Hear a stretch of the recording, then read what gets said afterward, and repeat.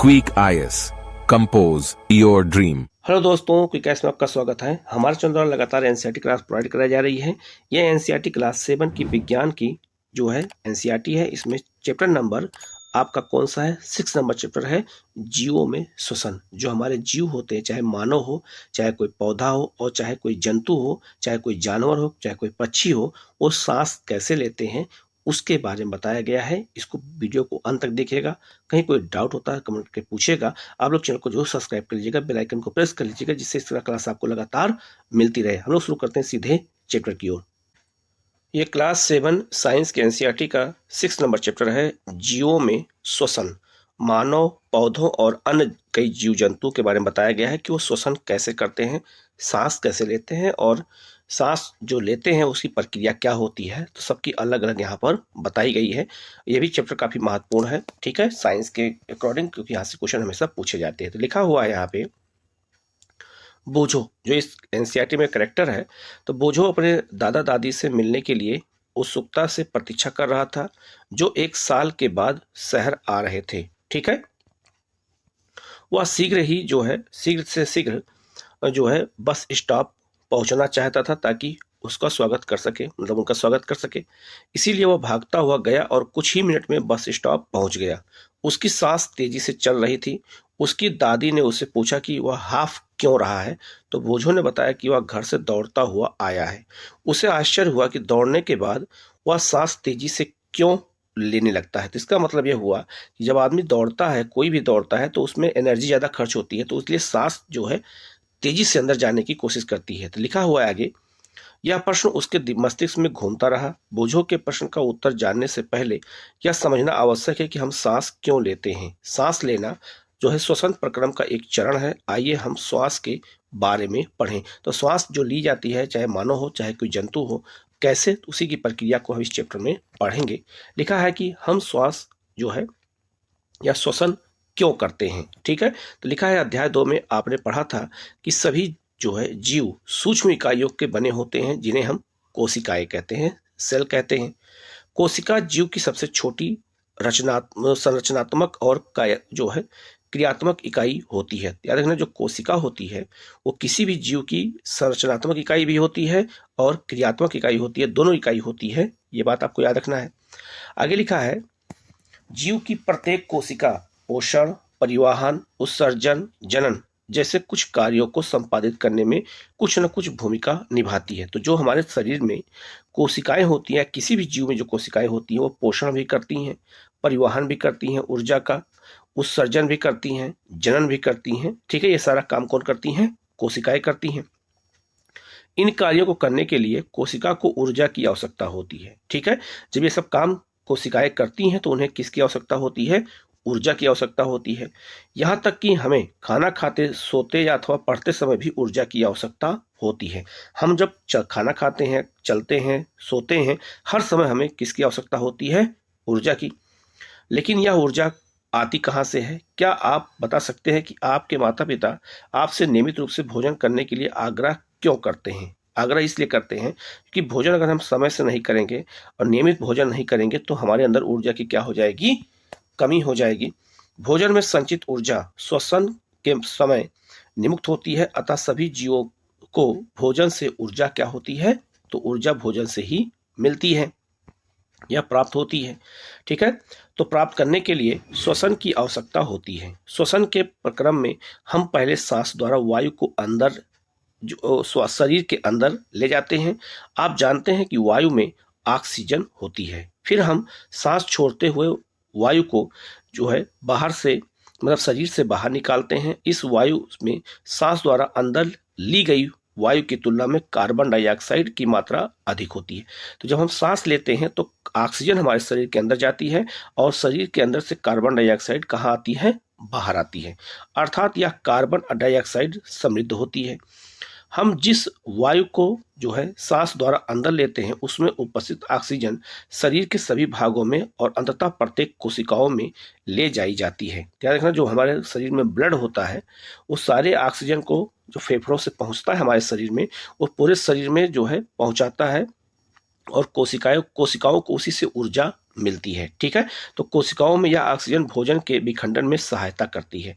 तो कोशिकाएं जब तक उनको ऑक्सीजन के रूप में ऊर्जा नहीं मिलेगी तब तक वो काम नहीं करेंगी। ठीक है, और ये भी याद रखना कि जो ऑक्सीजन की आपूर्ति शरीर के हर अंग में होती है वो ब्लड द्वारा की जाती है। तो ब्लड ही सबसे बड़ा उसमें रोल निभाता है, जो है क्या करने में, तो ऑक्सीजन को पूरे शरीर में पहुंचाने में और कार्बन डाइऑक्साइड को पूरे शरीर से वापस लाने में। ठीक है, तो कोशिकाएं चलती कैसी हैं, तो वो जो है ऑक्सीजन के द्वारा जब शरीर में ऑक्सीजन पहुंचती है।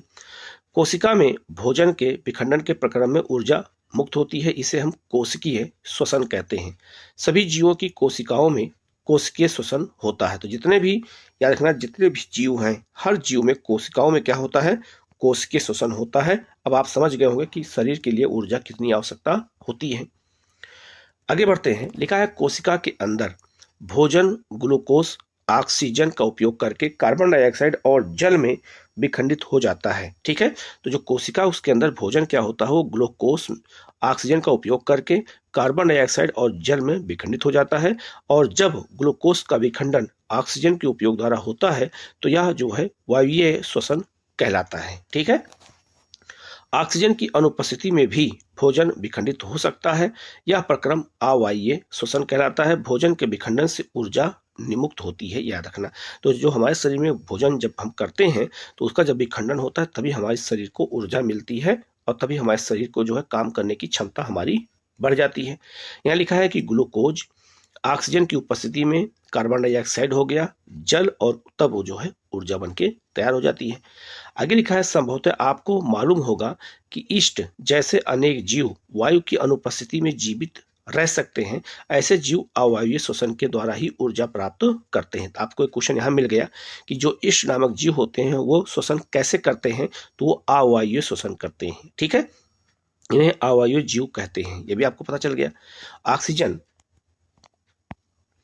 की जो है अनुपस्थिति में ग्लूकोज जो है वो किसमें, अल्कोहल और कार्बन डाइऑक्साइड में विखंडित हो जाता है, जैसा कि निम्न समीकरण को द्वारा दिखाया गया। तो कितनी इंपॉर्टेंट बात यहाँ बताई गई है कि जो ग्लूकोज होता है वो ऑक्सीजन की उपस्थिति में अल्कोहल में प्लस कार्बन डाइऑक्साइड और ऊर्जा के साथ क्या हो जाता है, वो बन जाता है। ठीक है, आगे लिखा है हमारी पेशी जो है, हमारी पेशी कोशिकाएं भी अवायवीय रूप से श्वसन कर सकती हैं, लेकिन यह ऐसा थोड़े समय तक ही कर सकती है। वास्तव में यह प्रक्रम उस समय होता है जब ऑक्सीजन की अस्थायी रूप से कमी हो जाती है। जब शरीर में हमारे ऑक्सीजन की अस्थायी रूप से कमी हो जाती है तब जो है अवायवीय श्वसन द्वारा होता है।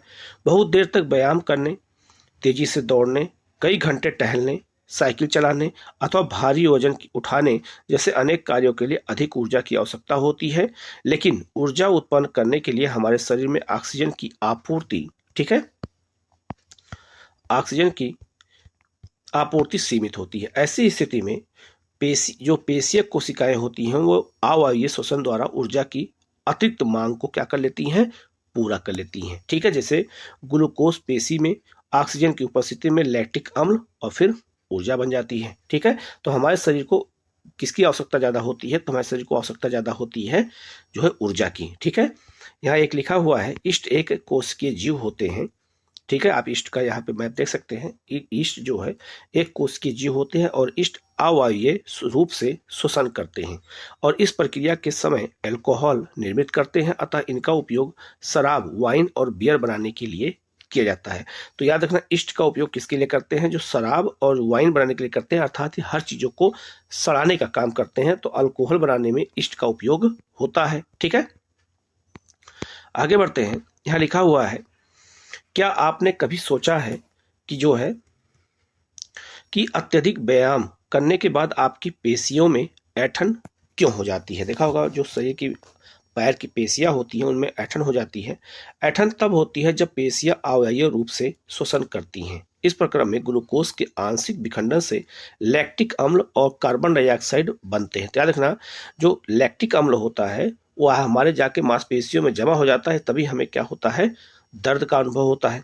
और लैक्टिक अम्ल का संचयन पेशियों में ऐंठन उत्पन्न कर देता है। ठीक है, लेकिन जब उसको या तो मसल दें, हाथ से दबा दें, या फिर गर्म पानी में जब हम पैर रख देते हैं तो देखा होगा वो सारे जो है ऐंठन खत्म हो जाती है, क्योंकि लैक्टिक अम्ल विखंडित होकर के अलग हो जाता है। तो उसी के बारे में तो आगे लिखा भी है, गर्म पानी से स्नान करने अथवा शरीर की मालिश करवाने पर हमें ऐंठन से आराम मिलता है। ठीक है, तो आपको पता चल गया होगा कि लैक्टिक अम्ल क्या काम करता है, हमारे शरीर में दर्द को बढ़ाता है मांसपेशियों में। क्या आप अनुमान लगा सकते हैं ऐसा क्यों होता है? गर्म जल से स्नान अथवा शरीर की मालिश करने से रक्त का संचरण बढ़ जाता है। जो हमारे शरीर में रक्त का संचरण होता है वो क्या हो जाता है? बढ़ जाता है। इसके परिणाम स्वरूप पेशीय कोशिकाओं को ऑक्सीजन की आपूर्ति बढ़ जाती है, और ऑक्सीजन की आपूर्ति बढ़ जाने से लैक्टिक अम्ल का कार्बन डाइऑक्साइड और जल में भी जो है पूर्ण विखंडन हो जाता है, और हमें क्या मिल जाता है? आराम मिल जाता है। कितनी इंपॉर्टेंट बात यहाँ साइंस की बताई गई है, और यही सारे क्वेश्चन एग्जाम में जब आते हैं तो गलत हो जाते हैं, क्योंकि हम ये सब बेसिक चीजें कभी हम ध्यान नहीं देते हैं। ठीक है, आगे लिखा है, अपने जो है नथुनों और मुंह को कसकर बंद कीजिए और घड़ी की ओर देखिए। आप कितनी देर तक इन दोनों को बंद रख सकते हैं? कुछ समय बाद आपने क्या महसूस किया, आप उस समय को नोट करिए। मतलब आप जब सांस को रोकते हैं तो लगता है कि जो है जान अभी निकल जाएगी। तो सांस रोकना अपने आप में मुश्किल से एक मिनट भी नहीं पूरा होने पाता है, और हमें तुरंत जो है सांस लेने की आवश्यकता क्या हो जाती है? महसूस होने लगती है। ठीक है, आगे लिखा है, अतः अब जो है आप यह जान गए होंगे कि आप बिना सांस लिए अधिक देर तक जीवित नहीं रह सकते हैं। श्वसन या सांस लेने का अर्थ है ऑक्सीजन से समृद्ध वायु को अंदर खींचना और यह ग्रहण करना, और कार्बन डाइऑक्साइड से समृद्ध वायु को बाहर निकालना। तो जब हम सांस लेते हैं तो ऑक्सीजन को ले जाते हैं और कार्बन डाइऑक्साइड हमारे नाक से बाहर आ जाती है, ये होता है। ठीक है, अब आगे लिखा हुआ है, कितनी इंपॉर्टेंट बताई गई है कि ऑक्सीजन से समृद्ध जो वायु हो को जब हम शरीर के अंदर लेते हैं तो उसे हम अंतः श्वसन, और जब कार्बन डाइऑक्साइड से समृद्ध वायु को बाहर निकालते हैं तो उसे हम क्या कहते हैं? उच्छ्वासन कहा जाता है। ठीक है, तो इसको हम सांस लेना इनहेल और आउटहेल भी कह सकते हैं। ठीक है, आगे लिखा है, यह एक सतत प्रक्रम है जो प्रत्येक जीव के जीवन में हर समय अर्थात जीवन प्रयत्न होता रहता है। मतलब यह घटना हमेशा होती रहती है। कोई व्यक्ति एक मिनट में जो है कितनी बार श्वसन करता है, यह उसकी श्वसन दर कहलाती है। ठीक है, तो अंतः श्वसन और उच्छ्वासन दोनों साथ साथ होते रहते हैं। एक श्वसन अथवा सांस का अर्थ है एक अंतः श्वसन और एक उच्छ्वासन। ठीक है, अगर हम सांस लेते हैं तो इसका मतलब हो गया कि अंदर बाहर जो वायु हुई दोनों को मिला के कहते हैं। क्या आप जो है अपनी श्वसन दर पता कर सकते हैं? तो हम बिल्कुल पता कर सकते हैं गिन करके। ठीक है, क्या आप जो है या जानना चाहेंगे कि श्वसन दर मतलब स्थिर होती है अथवा यह शरीर की आवश्यकता अनुसार परिवर्तित होती रहती है? तो अब इसके बारे में हम देखते हैं कि श्वसन स्थिर है या इसमें कुछ परिवर्तन भी होता है। आगे बढ़ते हैं, क्रियाकलाप में लिखा है, सामान्यतः हमें यह आभास ही नहीं होता है कि हम श्वसन कर रहे हैं। देखा होगा कभी हम जब बोलचाल की भाषा में कभी बैठे रहते हैं, हम श्वास लेते हैं अंदर बाहर जाते हैं, लेकिन हमें पता नहीं चलता है। ठीक है, हालांकि यदि आप कोशिश करें तो आप श्वसन दर की गणना कर सकते हैं। इसे ज्ञात करने के लिए आप विश्राम की स्थिति में बैठ जाएं, सांस लीजिए और सांस छोड़िए। पता लगाइए कि आप एक मिनट में कितनी बार सांस अंदर लेते हैं और कितनी बार सांस बाहर निकालते हैं। ठीक है, क्या आप जो है उतनी ही बार जो है अंतः श्वसन करते हैं जितनी बार आप उच्छ्वासन करते हैं? अब तेज चलने और दौड़ने के बाद अपनी श्वसन दर जो है की गणना कीजिए। तो अपनी श्वसन दर को दौड़ना बंद करने के तुरंत बाद और फिर पूर्ण विश्राम लेने के बाद कीजिए, तो आपको पता चल जाएगा कि हमारी श्वसन दर कितनी है। ठीक है, उसी के बारे में आगे लिखा है, उपयुक्त क्रियाकलाप से आपने यह अवश्य अनुभव किया होगा कि जब किसी व्यक्ति को अतिरिक्त ऊर्जा की आवश्यकता होती है तो वह तेजी से श्वसन करने लगता है, करने लगती है।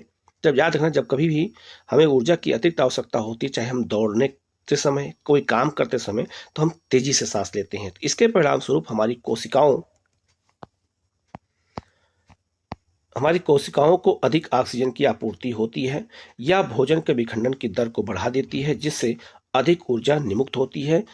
क्या इससे यह स्पष्ट हो जाता है कि शारीरिक क्रियाकलाप के बाद हमें भूख क्यों लगती है? तो आपको पता चल गया होगा कि जब लोग काम करते हैं तो उनको अचानक ज्यादा भूख क्यों लगती है? क्योंकि ऊर्जा ज्यादा खर्च होती है। यहाँ लिखा हुआ है एक नोट्स में रूप में, कोई वयस्क व्यक्ति विश्राम की अवस्था में 1 मिनट में औसतन 15 से 18 बार सांस अंदर लेता है और बाहर निकालता है। अधिक व्यायाम करने में श्वसन दर 25 बार प्रति मिनट तक बढ़ सकती है। जब हम व्यायाम जो है करते हैं तो हम न केवल तेजी से सांस लेते हैं बल्कि हम गहरी सांस भी लेते हैं और इस प्रकार अधिक ऑक्सीजन क्या होता है वो ग्रहण करते हैं। ठीक है, हम लोग आगे बढ़ते हैं। लिखा है कि जब आप जो है उम्मीदें होते हैं तो आपकी श्वसन दर कम होती है। क्या आपने शरीर को पर्याप्त ऑक्सीजन मिल जाता है? तो ऐसा नहीं होता है। अब आगे बढ़ते हैं, क्रियाकलाप जो है आगे देखते हैं। लिखा है कि किसी व्यक्ति द्वारा सामान्य दिन में किए जाने वाले विभिन्न क्रियाकलापों पर विचार कीजिए। क्या आप बता सकते हैं कि किस क्रियाकलाप में श्वसन दर सबसे कम और जो है किस में सबसे अधिक होगी? अपने अनुभव के आधार पर जो है ये बता सकते हैं कि हम किस में श्वसन दर सबसे अधिक होगी और किस में कम होगी। तो जब हम नॉर्मल बैठ के पढ़ते हैं या नॉर्मल कोई गाना सुनते हैं, फिल्म देखते हैं या कोई मनोरंजन करते हैं तो हमें सांस लेने की आवश्यकता ज़्यादा नहीं होती है, हमें श्वसन दर क्या होती है, कम होती है। लेकिन जब हम दौड़ते हैं, जब हम कोई ज़्यादा भार उठाने वाला कोई काम करते हैं तो हमारी श्वसन दर क्या हो जाती है, अधिक हो जाती है। ठीक है, या घबराहट में भी कभी कभी श्वसन दर क्या हो जाती है, अधिक हो जाती है। ठीक है, अब यहाँ देख सकते हैं बहुत सारा चीज यहाँ दिया हुआ है। जैसे काम करते समय श्वसन दर अधिक हो जाएगी, पढ़ते समय कम होगी, दौड़ते समय अधिक हो जाएगी, चलते समय कम होगी, सोते समय भी श्वसन दर कम ही रहेगी। ठीक है, और ये जो है कोई लेबर काम करेगा अगर तो उसका भी श्वसन दर क्या होगी, अधिक हो जाएगी। अब लिखा है आगे, हम जो है श्वास कैसे लेते हैं, इस पे आते हैं। लिखा है आइए अब हम श्वसन की क्रिया विधि जाने। सामान्यतः हम अपने जो है नथुनों नासा द्वार जो नाक होती है उसके जो द्वार होते हैं वायु अंदर लेते हैं। जब हम वायु को अंतः श्वसन द्वारा अंदर लेते हैं तो यह हमारे जो है नथुनों से नासा गुहा में चलती जाती है। नासा गुहा से वायु श्वास नली से होकर के हमारे फेफड़ों फुसफुस में जाती है और फेफड़े अक्ष जो है वक्ष गुहा में स्थित जो है होते हैं। जो है वक्ष गुहा पार्श्व में पसलियों से घिरी रहती है और यह बड़ी पेशीय परत जो डायाफ्राम मध्यपट कहलाती है वक्ष जो है गुहा को आधार प्रदान करती है और जो है श्वास में डायाफ्राम और पसलियों से बने पिंजर की गति सम्मिलित होती है। तो अंतः श्वसन के समय पसलियां ऊपर और बाहर की ओर गति करती हैं और जो है डायाफ्राम नीचे की ओर हो जाता है। तो इसको हम समझ लेते हैं। आप यहाँ देख सकते हैं ये आपका जो है इस शरीर के हमारे अंग हैं जो सांस लेने में योगदान देते हैं। जैसे हम नाक से जब सांस लेते हैं अंदर से और मुंह से भी हम सांस लेते हैं, ये भी याद रखना। तो वायु कहाँ जाती है, शरीर के अंदर जाती है ग्रासनी द्वारा। ये श्वास नली होती है, यहाँ पे पहुंच करके ये फेफड़े में वायु पहुंच जाती है। फेफड़े में यहाँ डायफ्रामा यहाँ पर पहुंचती है और जो फेफड़ा होता है ये आपका किससे, पसलियों से ढका होता है। ये बात आज याद रखना, ठीक है। तो इसी के बारे में यहाँ पर ये बताया गया है, ठीक है। आगे लिखा है यहाँ पे गति करता है। यह गति हमारी वक्ष जो है गुहा के आयतन को बढ़ा देती है और वायु फेफड़ों में आ जाती है। फेफड़े वायु से भर जाते हैं और उच्छ्वासन के समय पसलियां नीचे और अंदर की ओर हो जाती हैं, जबकि जो है डायाफ्राम ऊपर की ओर और अपनी पूर्व स्थिति में आ जाता है।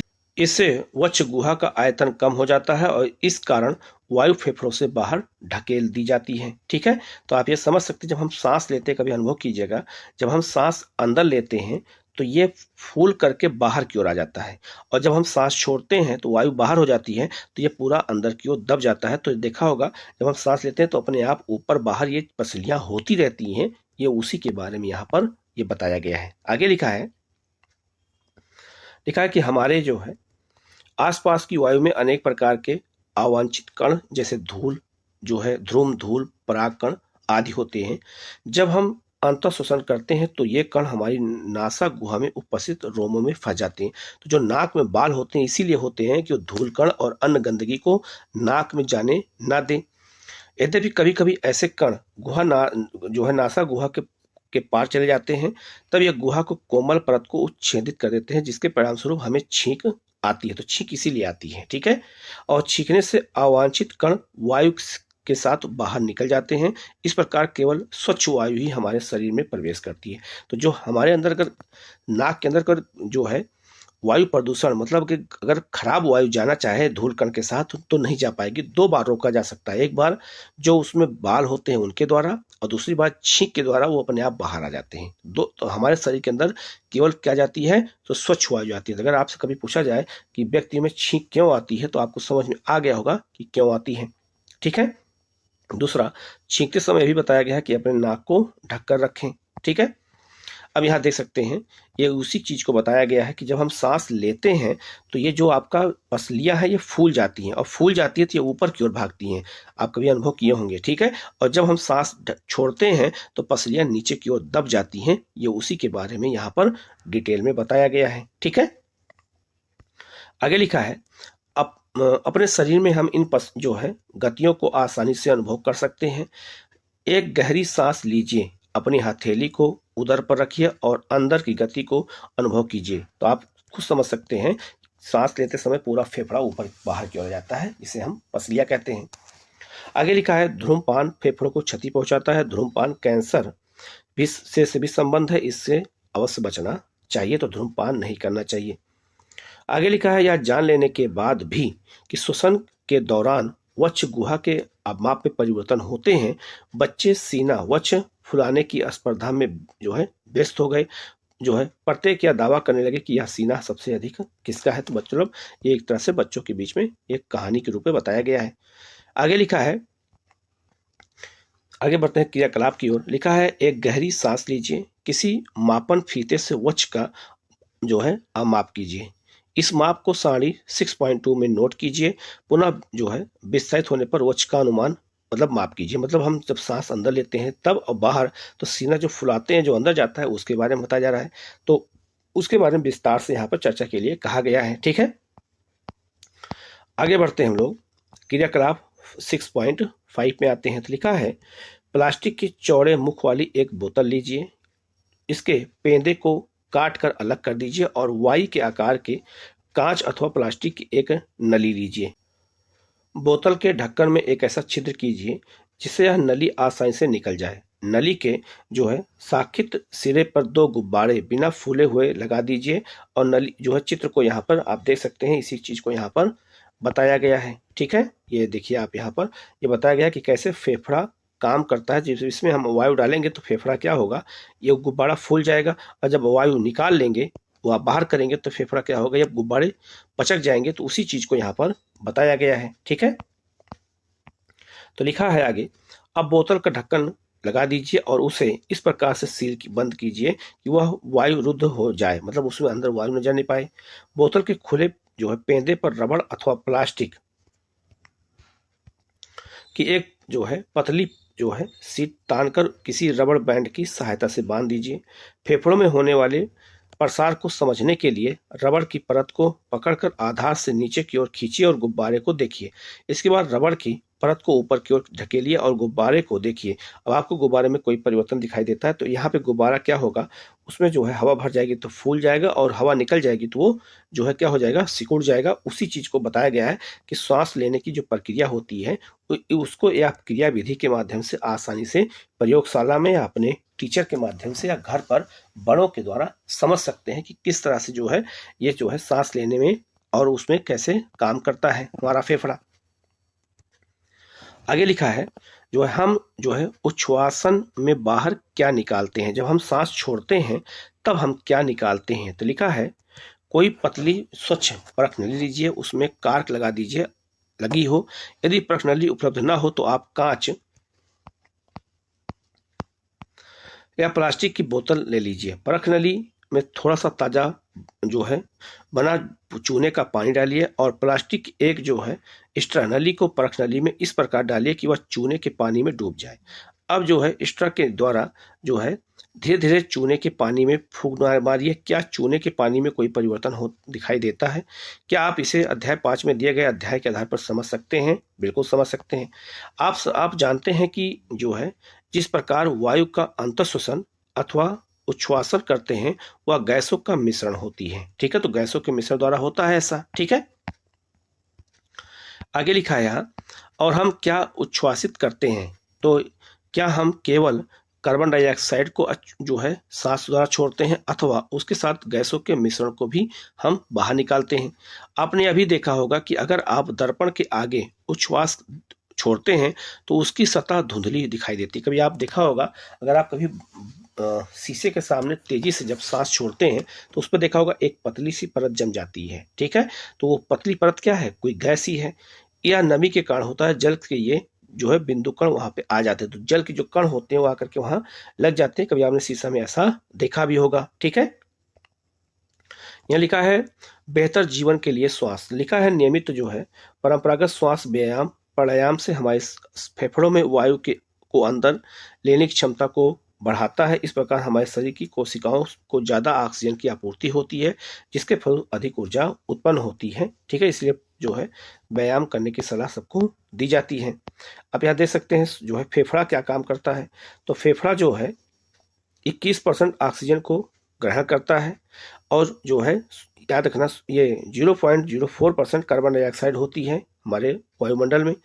4.4 कार्बन डाइऑक्साइड ये निकालता है शरीर से और ऑक्सीजन जो है इतना जाता है। ये आपको बताया गया है कि हमारे शरीर में ऑक्सीजन कितना जाता है और कितनी कार्बन डाइऑक्साइड निकलती है, इसी के बारे में यहाँ डिटेल में बताया गया। और हमारे वायुमंडल में कार्बन डाइऑक्साइड कितना है और ऑक्सीजन कितना है, ये इसको एक मैप के माध्यम से समझाया गया है, ठीक है।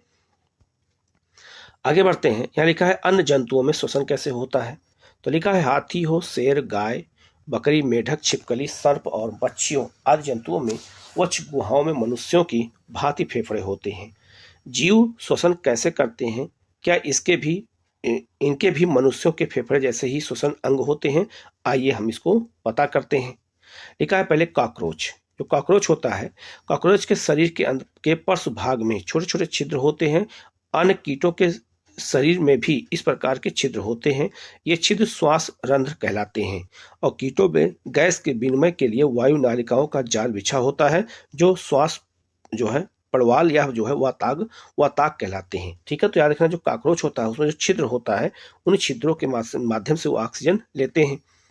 ऑक्सीजन जो है ऑक्सीजन लेते हैं और छोड़ते भी हैं, ठीक है। तो ऑक्सीजन समृद्ध वायु श्वास रंध्रों से श्वास नालों में जाकर के शरीर के ऊतकों में जो है विस्तृत होती है और शरीर की प्रत्येक कोशिका में पहुंचती है। इसी प्रकार कोशिकाओं से कार्बन डाइऑक्साइड श्वास नालों में आती है और श्वास रंध्रों से बाहर निकलती है। और श्वास नाल अथवा श्वास प्रणाल जो है पड़वाल जो है केवल कीटों में ही पाए जाते हैं। ये भी आपको एक क्वेश्चन मिल गया, ठीक है। आगे लिखा है जंतुओं के अन्य समूहों में ऐसी ही व्यवस्था नहीं पाई जाती है। अब आते हैं केचुए की बात कर लेते हैं। क्लास 6 के अध्याय 6 में आपने पढ़ा था कि केचुए अपनी त्वचा से श्वसन करते हैं। तो पूछा जाएगा कि केचुआ श्वसन कैसे करते हैं, त्वचा द्वारा। केचुए की त्वचा जो है स्पर्श करने पर आर्द्र और जो है क्या होगा, तो जो है सश्लेषीय प्रतीत होती है। इसमें से गैसों का आवागमन आसानी से हो जाता है। यद्यपि मेढक में मनुष्य की भांति फेफड़े होते हैं, तथापि वो अपनी त्वचा से ही श्वसन करते हैं, जो आर्द्र और क्या होता है, ऊष्मा रहित होता है, ठीक है। जल में श्वसन। अब जो जीव जल में रहते हैं वो श्वसन कैसे करते हैं। तो लिखा है क्या हम जल में श्वसन कर सकते हैं तथा जीवित रह सकते हैं। ऐसे अनेक जीव हैं जो जल में रहते हैं और वह जल में श्वसन करते हैं, ठीक है, जैसे मछली। लिखा है आपने क्लास 6 में पढ़ा था कि मछलियों में जो है क्लोम या गिल पाए जाते हैं और क्लोम जल में घुली ऑक्सीजन का उपयोग करने में उनकी सहायता करते हैं। तो जो ऑक्सीजन जल में घुली होती है उसी क्लोम द्वारा सांस मछलियां लेती हैं। क्लोम त्वचा से बाहर की ओर निकले होते हैं, ठीक है। अब ये देख सकते हैं क्लोम यहाँ दिख रहा है ना आपको, ये क्लोम है सारे, ठीक है। तो मछलियां इसी जो है गलफड़ों से श्वास लेती हैं। तो लिखा है आप सोच रहे होंगे कि क्लोम किस प्रकार श्वसन में सहायता करते हैं। तो क्लोम में रक्त वाहिकाओं की संख्या अधिक होती है और जो गैस विनिमय में सहायता करती हैं। अब आपको पता चल गया कि मछलियां कैसे सांस लेती हैं, तो क्लोम के द्वारा। आगे लिखा है क्या पादप मतलब पौधे भी श्वसन करते हैं, मतलब पौधे भी श्वसन करते हैं या नहीं, या केवल जीव ही श्वसन करते हैं, इसके बारे में है। लिखा है कि अन्य जीवों की भांति पादप भी जीवित रहने के लिए श्वसन करते हैं। जैसा कि आप क्लास 6 में पढ़ चुके हैं कि ये वायु से ऑक्सीजन अंदर लेते हैं और कार्बन डाइऑक्साइड को निमुक्त करते हैं, जिसे हम प्रकाश संश्लेषण कहते हैं। इनकी कोशिकाओं में भी ऑक्सीजन का उपयोग अन्य जीवों की भांति ग्लूकोज के कार्बन डाइऑक्साइड और जल में विखंडन करने के लिए किया जाता है। तो याद रखना, पौधे भी श्वसन लेते हैं, किसके रूप में? कार्बन डाइऑक्साइड रूप में, और ऑक्सीजन को रिलीज करते हैं। ग्लूकोज के जो है कार्बन डाइऑक्साइड और जल में विखंडन करने के लिए किया जाता है। पादप में प्रत्येक अंग वायु से स्वतंत्र रूप से ऑक्सीजन ग्रहण करके कार्बन डाइऑक्साइड को निमुक्त करती है। अध्याय 1 में आपने पढ़ा था कि पादप की पत्तियों में ऑक्सीजन और कार्बन डाइऑक्साइड के विनिमय के लिए सूक्ष्म छिद्र होते हैं, जिसे हम रंध्र कहते हैं, जिसे मैंने आपको बताया था। पादप की अन्य सभी कोशिकाओं की भांति ही मूल कोशिकाओं को भी ऊर्जा उत्पन्न करने के लिए ऑक्सीजन की आवश्यकता होती है। मूल जो है मृदा कणों के बीच के खाली स्थानों में वायु और काशों में उपस्थित वायु से ऑक्सीजन ले सकते हैं। तो जमीन के जो अंदर जो है मृदा होती है, उससे भी जड़ों द्वारा ऑक्सीजन लेते हैं। क्या आप अनुमान लगा सकते हैं कि यदि किसी गमले के पौधे में बहुत अधिक पानी डाल दिया जाए तो क्या होगा? तो पौधा सूख जाएगा, क्योंकि वहां पे ऑक्सीजन की क्या हो जाएगी? कमी हो जाएगी। इस पर अध्याय में आपने पढ़ा कि श्वसन एक महत्वपूर्ण जैविक प्रक्रम है। सभी जीवों को अपनी जो है उत्तरजीविका जीवित रहने हेतु आवश्यक जो है ऊर्जा को प्राप्त करने के लिए श्वसन करने की आवश्यकता होती है। ठीक है, अब यह देख सकते हैं, यह है आपका जो है मूल मृदा में वायु अवशोषित कैसे होती है, उसी के बारे में बताया गया है। मूल रोम होते हैं और इसी में बीच बीच में जो है मिट्टी में वायु भरी होती है। ठीक है, और ये मृदा के कण होते हैं। ठीक है, अब हम लोग देख लेते हैं नोट्स के रूप में लिखा है जो है श्वसन सभी जीवों के जीवित रहने के लिए जो है अनिवार्य है, या जीवन जो जीव द्वारा लिए गए भोजन से ऊर्जा को निमुक्त करते हैं। दूसरा है, हम जो है अंतः श्वसन द्वारा जो वायु के शरीर के अंदर लेते हैं उसमें उपस्थित ऑक्सीजन का उपयोग ग्लूकोज को कार्बन डाइऑक्साइड और जल में विखंडन के लिए किया जाता है। इस प्रकार में ऊर्जा निमुक्त होती है। तीसरा है, ग्लूकोज का विखंडन जीव की कोशिकाओं में होता है, इसे हम कोशिकीय श्वसन कहते हैं। ये क्वेश्चन एग्जाम में पूछा भी गया है।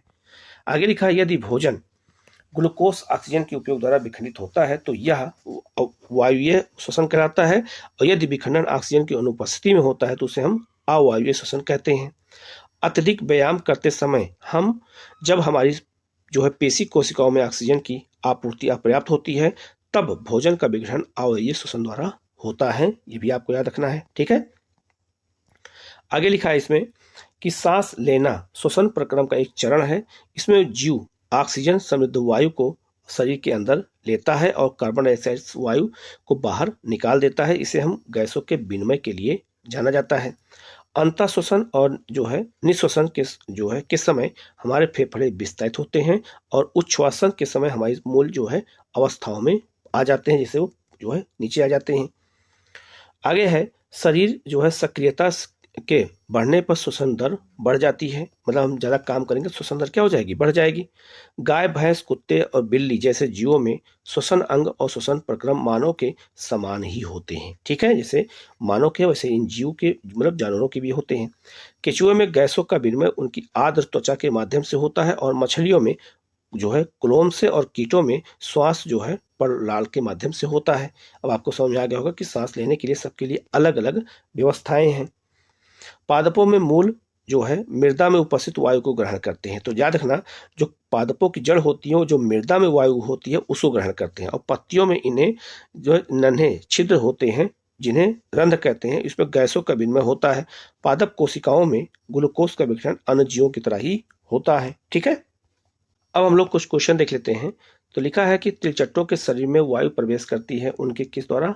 त्वचा द्वारा। त्वचा में उसमें रंध्र होते हैं। ठीक है, दूसरा है आपका, अत्यधिक व्यायाम करते समय हमारी टांगों में जिस पदार्थ के संचयन के कारण ऐंठन होती है वो कौन सा होता है? लैक्टिक अम्ल होता है। ठीक है, किसी सामान्य वयस्क व्यक्ति की विश्राम अवस्था में औसत श्वसन दर कितनी होती है? तो 15 से 18 होती है। ठीक है, उच्छ्वासन के समय पसलियां क्या होती है? नीचे की ओर गति करती हैं, और जब सांस लेते हैं तब ऊपर की ओर करती हैं। ठीक है, इसके बाद है आपका मिलान करना है यहाँ पर। जैसे आपका इष्ट क्या है? इससे अल्कोहल होता है। डायस्फार्म जो मध्य होता है ये वक्ष गुहा से होता है। त्वचा से सांस कौन लेता है? केंचुआ लेते हैं। पत्तियों में रंध्र होता है। मछलियां जो है वो क्लोम द्वारा करती हैं, और मेढक जो है ये फेफड़ों और त्वचा द्वारा करते हैं। ठीक है, तो आपको ऐसे भी क्वेश्चन पूछे जा सकते हैं, तो आपको याद रखना है। तो कुछ महत्वपूर्ण क्वेश्चन थे, मैंने आपको बरकरार दिया है, ठीक है। इसी तरह का आपको एनसीईआरटी मिलती रहे तो आप लोग याद रखना, चैनल को जरूर सब्सक्राइब कर लीजिएगा। लिखा है आगे कि आप जानते हैं हमारे लिए ऑक्सीजन अनिवार्य है, लेकिन जो जीव इसका उपयोग नहीं करते हैं उनके लिए ऑक्सीजन विषाक्त होती है। वास्तव में मानव और अन्य जीवों के लिए भी लंबे समय तक शुद्ध ऑक्सीजन में श्वास मतलब करना हानिकारक हो सकता है, ये भी आपको याद रखना है, ठीक है। तो ये कुछ महत्वपूर्ण जो टॉपिक थे मैं लगातार कराते जा रहा हूँ एनसीईआरटी के, और हमारे चैनल द्वारा सारी एनसीईआरटी आपको मिलेगी। तो आप लोग चैनल को जरूर सब्सक्राइब कर लीजिएगा, बेल आइकन को प्रेस कर लीजिएगा, जिससे क्लास आपको लगातार मिलती रहे। Okay, thank you.